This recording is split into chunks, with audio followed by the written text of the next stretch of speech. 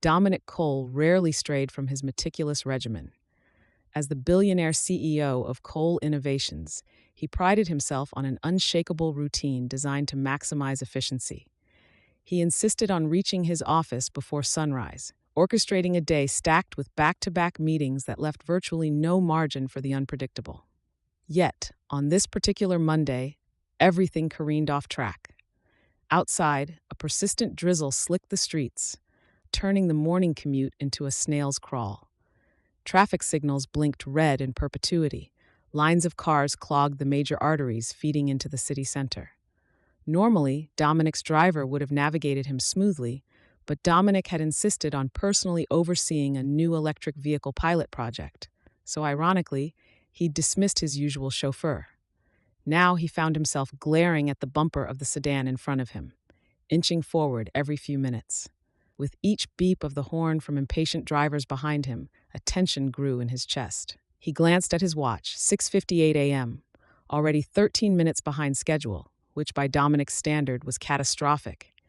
His mind reeled with mental to-do lists: an 8 a.m. board call, a 9:15 a.m. briefing on new tech patents, and a 10:30 a.m. meeting with potential investors. Once upon a time, he'd built this empire from a small software startup in a tiny one-bedroom. Now his life ran like a ticking machine. He insisted on controlling every aspect. Rarely did anything slip. By the time he reached the towering glass facade of Cole Innovations at 7:11 a.m., his nerves were on edge.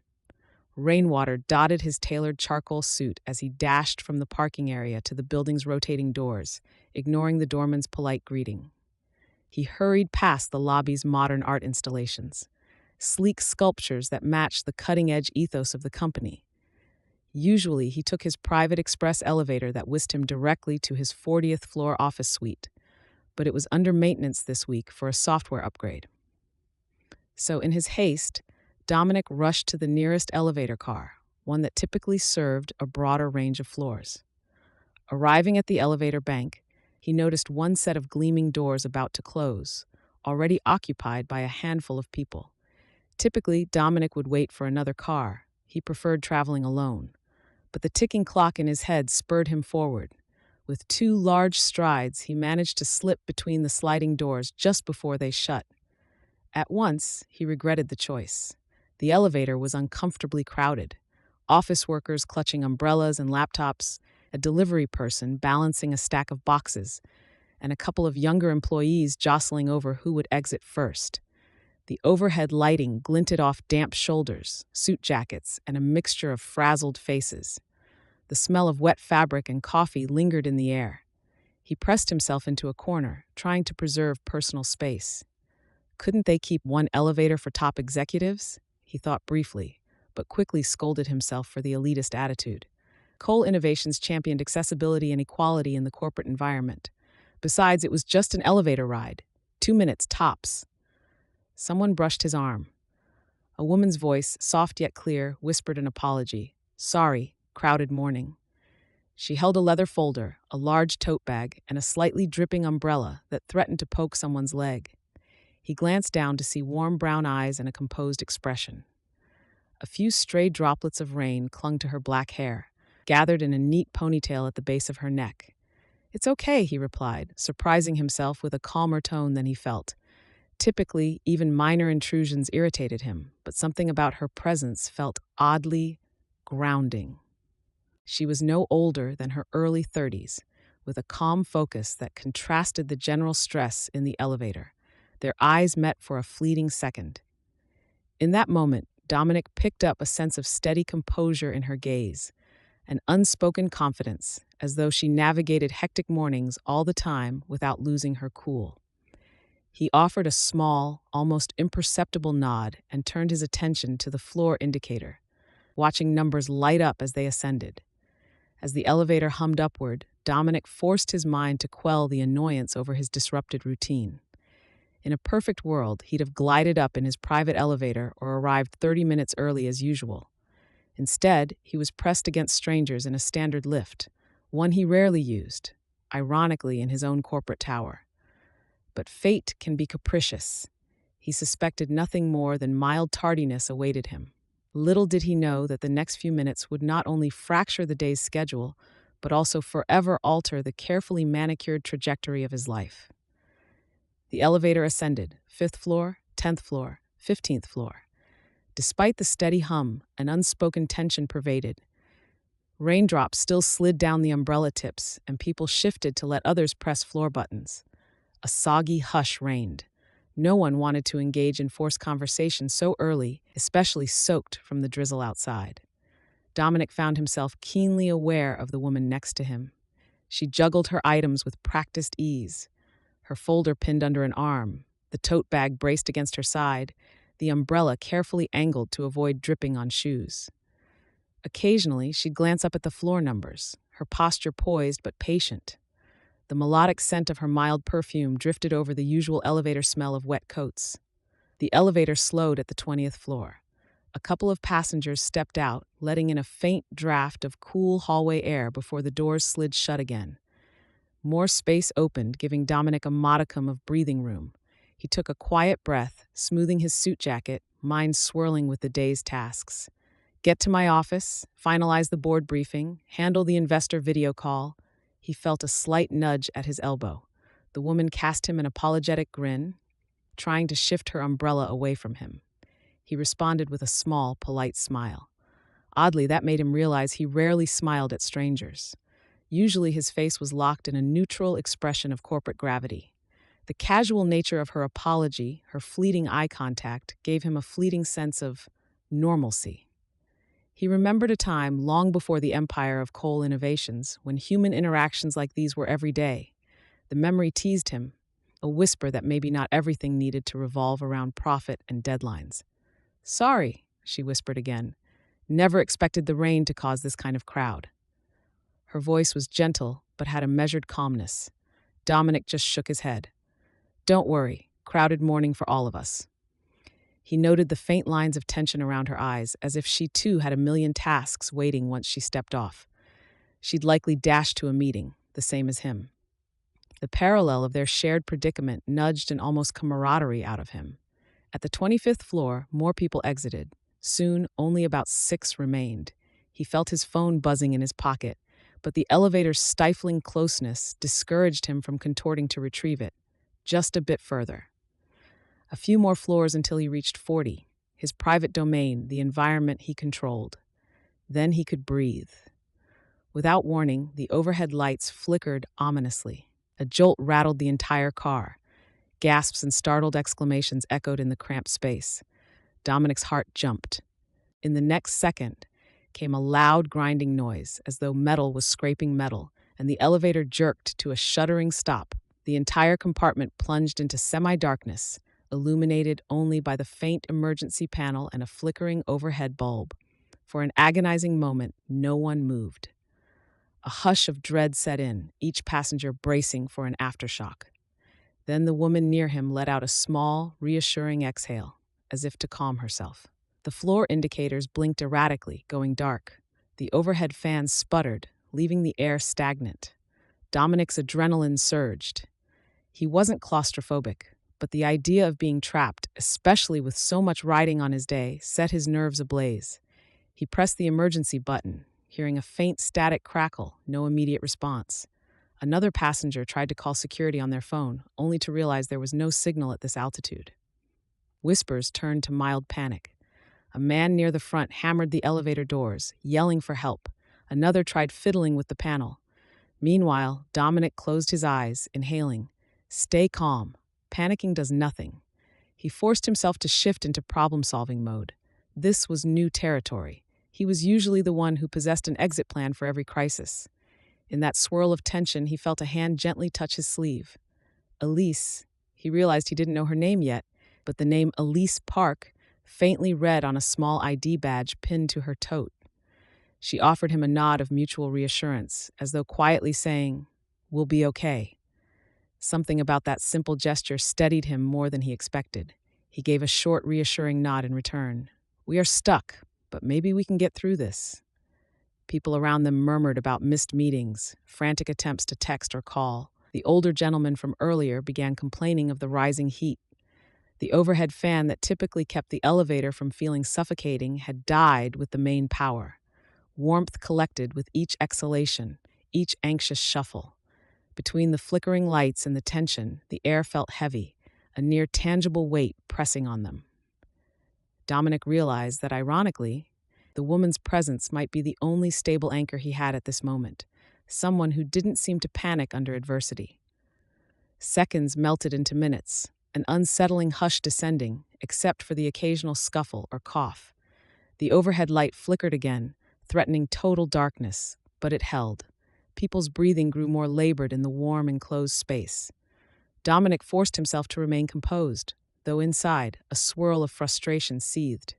He was the CEO of the entire building's occupant company. How could its systems fail so badly? He listened for any mechanical hum, but the elevator felt inert. His eyes flicked around. Phone signals remained non-existent. His mind tallied the time lost, 8:02 a.m. He pictured the meeting about to start upstairs without him. Normally, he'd be the one leading, setting the tone. Now he was literally at a standstill, in the company of people he didn't know. He realized, ironically, that he didn't even know the name of the building manager who oversaw these elevator systems. Perhaps he should have, given how essential they were to daily operations. Perhaps I've been too distant from the ground-level functioning of my own tower, he mused. From the cluster of passengers, a woman with a trembling voice whimpered that she was claustrophobic. The older man who hammered on the door earlier slumped against the wall, complaining about the humid closeness. Another passenger repeatedly pressed the emergency button, though it seemed unresponsive. The faint hiss of static came from the speaker, but no voice answered. The only one who seemed outwardly calm was Elise. She handed the claustrophobic woman a small bottle of water from her tote, urging her to take measured sips. Then she shot Dominic an empathetic glance. He offered a half smile, appreciating her quiet resourcefulness. Together, they coaxed the older man to focus on slow breathing, while a younger employee rummaged in her bag for gum to keep her mouth from going dry. Elise's voice was gentle. "Let's all breathe. They'll fix the elevator soon." She introduced herself to the group in a calm tone, telling them she was a freelance consultant here for a morning meeting. She asked everyone's name in turn, forging a small sense of community in the cramped space. Dominic nodded politely, declining to reveal his full identity, simply introducing himself as Dominic. The older man said he was Phil, a marketing rep. Another passenger was Tina, an HR assistant. The younger one was Jared, a new intern. 15 minutes turned to 30. The overhead intercom finally crackled to life, telling them to remain calm and that maintenance would attempt a power reset. Tension flared. How long did they need to wait? Jared lamented about missing an important training workshop. Tina worried about a client pitch. Phil muttered about a doctor's appointment. Dominic seethed internally. He prided himself on controlling every variable, yet here he was, helpless. He glanced to Elise repeatedly, noticing her quiet, unwavering posture. She seemed to be mentally processing solutions rather than succumbing to panic. He admired how she exuded calm, reminding him that losing composure served no one. Finally, a scraping noise signaled an attempted shift in the elevator's mechanism. The overhead lights flared, then dimmed. Everyone braced, hearts pounding. A jolt knocked the entire car slightly downward. Maybe they were being lowered to the nearest floor? But after a series of thuds, the elevator stilled again. The speaker crackled. "We almost had it. The system's glitching. Stand by for a manual rescue." People groaned, anxiety redoubling. A manual rescue could mean prying open the doors, possibly climbing out. That only worked if the car aligned with the floor. If not, it might be a complicated endeavor. Elise exhaled softly, catching Dominic's eye. He saw a flicker of apprehension there, but also a determination not to let it rattle her. He gave her a small nod, as if to say, "We'll get through this." Something about sharing that private exchange anchored him, the rest of the crowded elevator momentarily fading into the background. 40 minutes ticked by. The overhead fan remained off, the air turning stifling. People loosened ties, unbuttoned collars. A middle-aged woman rummaged in her purse to pass around small candies, hoping the sugar would calm nerves. Elise kept checking on those who looked the most uncomfortable, offering water or a tissue. Even Dominic, typically distant from random group dynamics, found himself coaxed into minor conversations. Jared, you think they'll freak if I skip orientation? This is my first job. Dominic, I'm sure they'll understand. This is out of your control. Phil, I hate being late to the dock. I got a test scheduled. Dominic, we'll call from the next floor if we can. Let them know you're stuck. He realized that in the elevator's forced intimacy, typical corporate hierarchies and illusions melted away. They were simply a group of humans, grappling with a predicament none had expected. This sense of shared vulnerability was bizarrely refreshing for him, who lived behind layers of subordinates and polished offices. Elise, in particular, shone as a quiet leader. She soothed one person who felt faint, found an extra charger in her bag to keep Jared's phone from dying, and calmly asked if Dominic could try pressing the emergency button in a particular sequence she read about once. Even though it didn't work, her proactivity eased the group's panic. Dominic marveled at how her presence lifted the tension more effectively than any stern directive he might have given. At one point, as the group's chatter lulled, Elise and Dominic found themselves side by side near the dim corner. Leaning against the elevator wall, they spoke in low, private tones. "Thank you," Dominic said quietly. "You're keeping everyone grounded." He rarely offered such direct praise to people he barely knew, but it felt warranted. She shrugged, a self-deprecating smile on her lips. "Just trying to help. No sense letting anxiety consume us. I do a lot of crisis planning for clients. This is just a different kind of crisis, I guess." "Crisis planning?" he echoed, curiosity piqued. "What sort?" "Organizational systems, mostly," she clarified, swirling the last of her water in a bottle. "Small businesses or nonprofits that need better structures. Sometimes we handle meltdown scenarios, like server crashes, inventory fiascos, or staff breakdowns. I guess dealing with stuck elevators is a first, though." He found that impressive, even though she spoke of it nonchalantly. She turned the question back at him. "You said you oversee a large company. Must be intense at your level." He gave a terse nod, hesitant to proclaim, "I own the tower." Instead, he said, "Yes, quite intense. Mergers, expansions, Randy, each day can be a new fire to put out." He paused, "Though I rarely end up literally stuck in a box while trying to solve them." She chuckled softly, though lines of concern lingered on her face. "Life likes to remind us we can't control everything." He felt a pang at her statement. Indeed, the day had hammered home that lesson. He realized her insight was more comforting than the typical yes men who assured him he could control all variables. Maybe that intangible human honesty was what made him so drawn to her presence. Intense. Finally, around the hour mark, the speaker crackled. A maintenance worker announced they'd managed to partially reset the system, enough to shift the elevator up a few feet to align with the floor's threshold. The plan: pry open the doors so passengers could climb out one by one, aided by staff.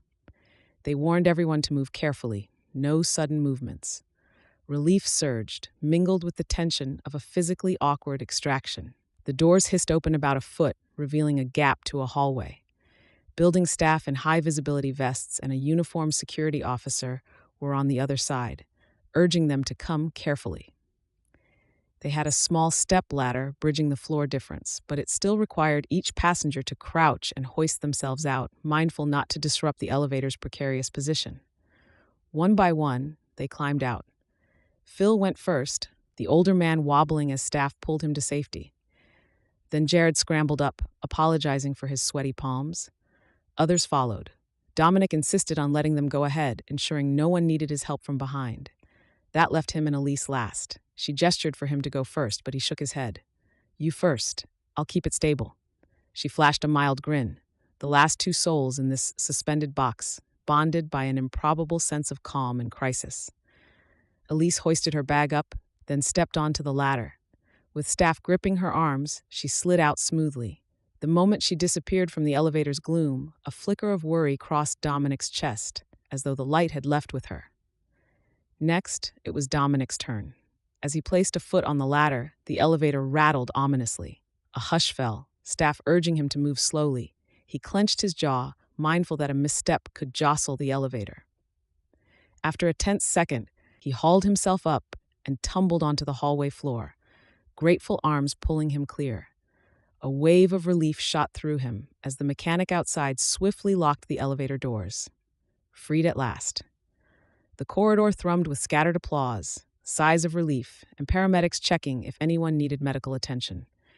Elise stood near the opposite wall, leaning against it with a half smile, as if uncertain whether to approach Dominic or let him handle his next steps. He overheard building staff murmuring, "Mr. Cole," with hushed urgency, some wanting to confirm the big boss was unscathed. A building manager, Miles, if Dominic remembered correctly, rushed up. "Sir, are you all right? We had no idea you were in that elevator.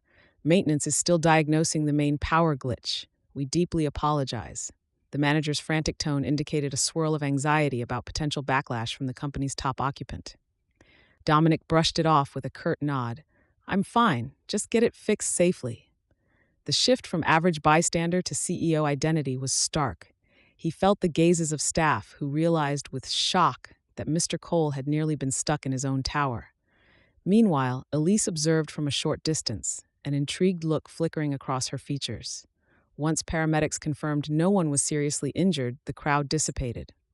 A few stragglers from the elevator group hovered, exchanging phone numbers or email addresses to coordinate any potential missed obligations. Dominic politely excused himself from the group's suggestion of forming a survivors chat, feeling it might breach his privacy. Instead, he turned, scanning for Elise, the one who had somehow anchored him through it all. He spotted her near a pillar, adjusting her umbrella and folder. She looked a bit uncertain, as though unsure if she should approach him. Part of him recognized that she must have realized now he wasn't just an occupant, but the building's occupant, the top boss. Yet, she seemed more curious than intimidated. Gathering his composure, Dominic concluded a final conversation with Miles, the manager, then strode over to Elise. He caught the flicker of relief in her eyes as he approached. "So, you're the building's top occupant," she ventured, a half smile softening her face. He gave a small nod, exhaling. "Yes, Dominic Cole, CEO. I was trying not to wave that around in the elevator." She snorted softly. "I suppose I can see why. People might have acted differently." Then her voice softened. "I'm glad you're okay. You were pretty calm in there under the circumstances." He chuckled wryly. "I was calmer because, well, you seem so composed. That was unexpected, in a good way." A quiet beat passed, tension bridging them. He realized he might never see her again if he simply walked away. The idea felt wrong, so he took a breath. "Elise, I realize we just met in an unusual scenario, but would you be open to grabbing coffee or dinner sometime?" "Something not in a cramped elevator?" Her eyes flickered with amusement. "I'd like that, actually." She rummaged for a piece of paper or card. Before she could find anything, he offered his business card from an inner jacket pocket, an official, embossed Cole Innovations card. With a flourish, he scribbled his personal cell number on the back. "Text me," he murmured, voice slightly unsteady. "I'd really like to see you under normal circumstances." She accepted it with a brightening smile. "Likewise." Her phone buzzed, a reminder of the meeting she'd missed. "I guess I should go fix the aftermath of this fiasco," she said, stepping aside as someone called her name. "But I'll text you soon." He nodded, a swirl of relief and excitement surging. He watched her walk away, weaving through the small crowd. In the space of an hour, his rigid morning had collapsed into chaos, yet he might have stumbled upon something more valuable than any well-planned appointment. The seeds of a connection had been planted, ironically, within the walls of a stuck elevator. By noon, Dominic had canceled or rescheduled half his morning commitments. He insisted his staff focus on thoroughly investigating the elevator malfunction. Meanwhile, he retreated to his private office, a spacious sanctuary with panoramic city views. Normally, he'd bury himself in the day's tasks, forging ahead with unstoppable momentum. Instead, he found himself staring at his phone. He recalled Elise's voice, calm yet empathetic, guiding the group through an unnerving predicament. The snippet of conversation about her being a freelance consultant that organizes crisis solutions. A faint smile tugged at his lips. She ironically handled meltdown scenarios for a living, and they'd just come out of a literal meltdown scenario. He typed out a short message. "Dominic, hey, just checking that you're okay after all that. Sorry you missed your morning meeting." Then he hovered, uncertain if sending it too soon seemed overeager, but something prodded him to be genuine, so he hit send. Surprisingly, she replied within minutes. Elise, all good, rescheduled for tomorrow. Hard to be mad about a meltdown when it was so interesting. Thanks for asking. He felt an unexpected warmth. Leaning back in his leather chair, he realized he'd never typically do small talk with near strangers. But this scenario, plus her refreshing energy, changed the script. They exchanged a few more lines of banter about how the building staff apologized repeatedly, how her day's schedule was salvageable, how he might need to invest in better elevator maintenance.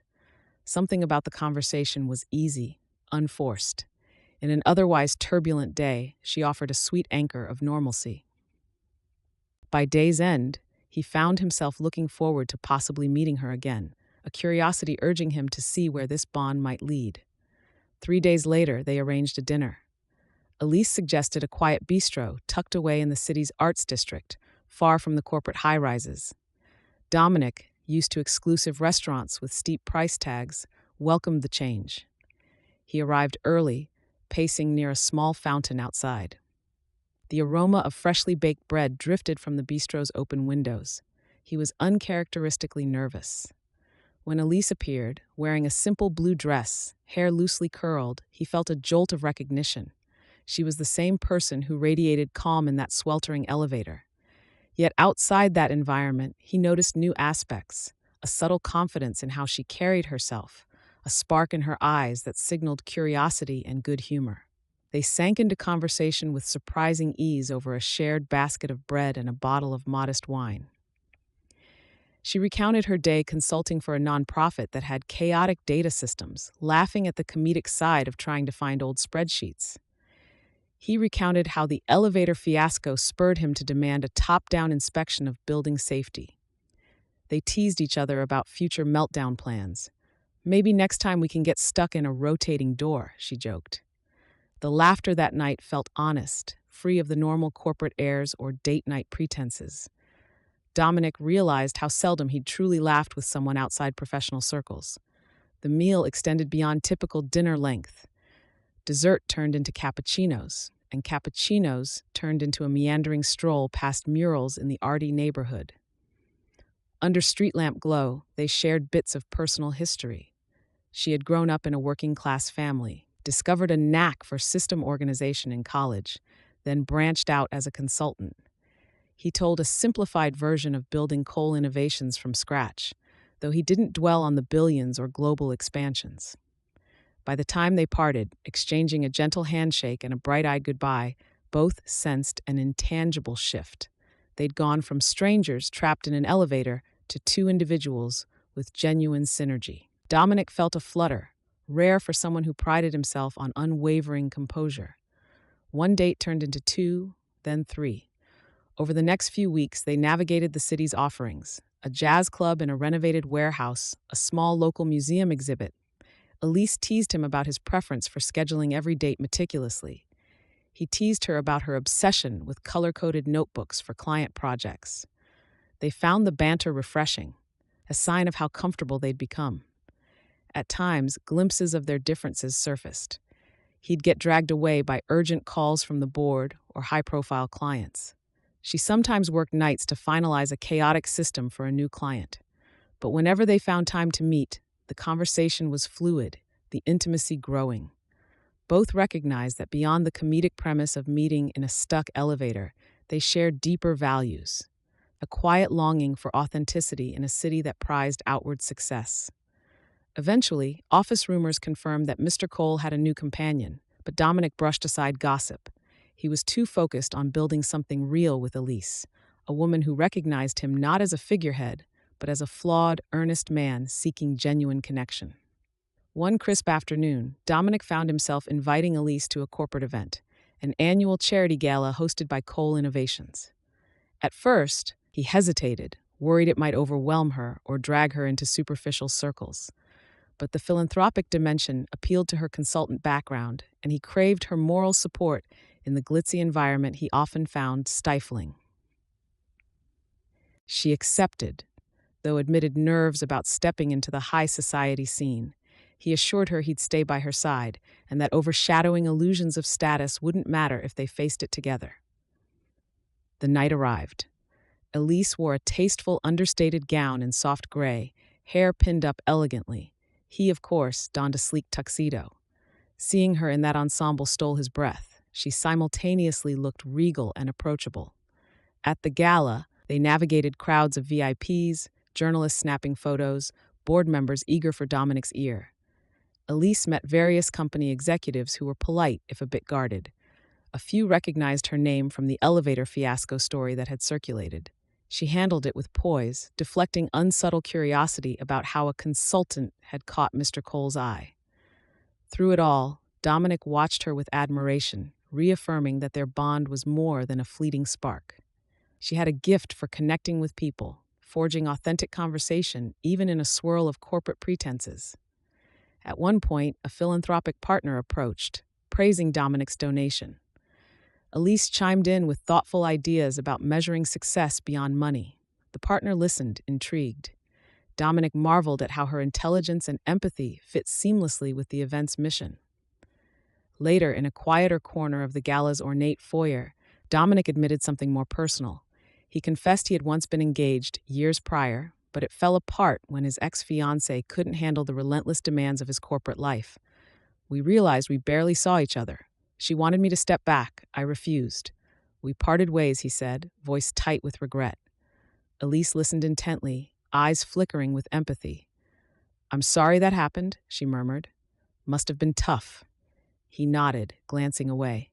"It shaped me. I built walls, focusing on expansions, believing personal relationships were second to success. Now, with you, I realize maybe that approach was flawed." She squeezed his hand gently, voice warm. "We're all shaped by our past, but it doesn't mean we can't grow beyond it. I'm not afraid of your world, Dominic, as long as you let me in, not shut me out." Those words sank into him. He realized how deeply he wanted to let her in, to share not just the external trappings of wealth, but the vulnerable corners of his heart he'd kept locked away. The rest of the evening soared on that unspoken promise. They parted at midnight, the city lights glimmering around them, the sense that this was more than just romance, it was mutual healing. Weeks rolled into months. Dominic found subtle ways to integrate Elise into aspects of his life, inviting her to philanthropic planning sessions, confiding in her about strategic expansions, even leaning on her crisis management skills when a high-profile project faced meltdown. Her practical, grounded insights proved invaluable. Elise, in turn, shared more about her freelance consultancy, the challenges of drumming up new clients, her hopes to eventually form a small team. Dominic offered resources, but she insisted on building her network organically, not wanting to trade on his name. He respected that boundary, though he quietly connected her with a few nonprofits that needed system overhauls. Their bond deepened. Comfort grew in finishing each other's sentences or laughing at private jokes about the day we got stuck in a box. She spent occasional nights at his penthouse, though she kept her modest apartment, cherishing her independence. He found that arrangement surprisingly healthy, letting them each maintain space yet remain intimately close. At last, on a chilly Friday evening after they'd returned from a short getaway, Dominic realized he couldn't hold back the longing any longer. They were in his living room, the city lights flickering through floor-to-ceiling windows. Elise wore a simple sweater, sipping hot chocolate. He paced, unsure how to articulate the swirling emotions in his chest.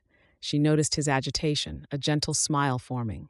"Something on your mind?" she asked. He exhaled, stepping closer. "Yes, a big something." He reached into his suit pocket, retrieving a small velvet box. Her eyes widened, breath-catching.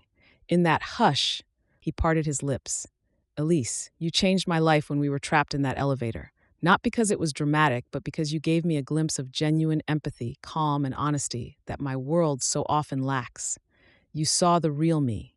His voice wavered, tears threatening. "I can't imagine going forward without you. Will you marry me?" Her eyes shone with tears, her hand rising to her mouth. "Dominic," she whispered, voice trembling. You." Overwhelmed, she paused. Then a smile broke across her face. "Yes, I'll marry you. I want nothing more."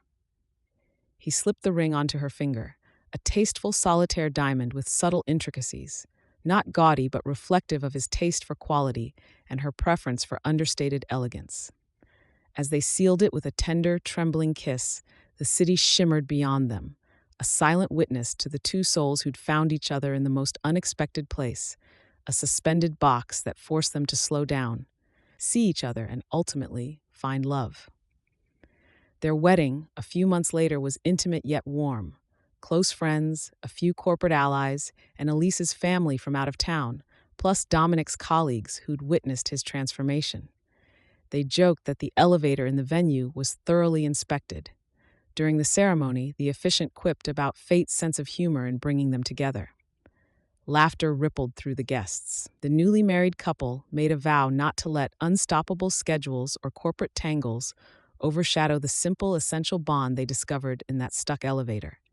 Together, they championed more humane policies at Cole Innovations, with Elise's consultancy flourishing thanks to new references. Dominic found in her not just a partner, but a genuine reminder that the best meltdown plan in life is often just a calm heart and the willingness to let someone in. From that day forward, each time they entered an elevator, especially ones in Dominic's tower, Dominic would cast a playful smile at Elise, who'd grin back, recalling how a mishap in a metal box soared them to a destiny beyond any blueprint. Because sometimes the heart's greatest expansions happen when the lights flicker, the gears grind to a halt, and you find yourself anchored by the steady presence of a stranger turned soulmate.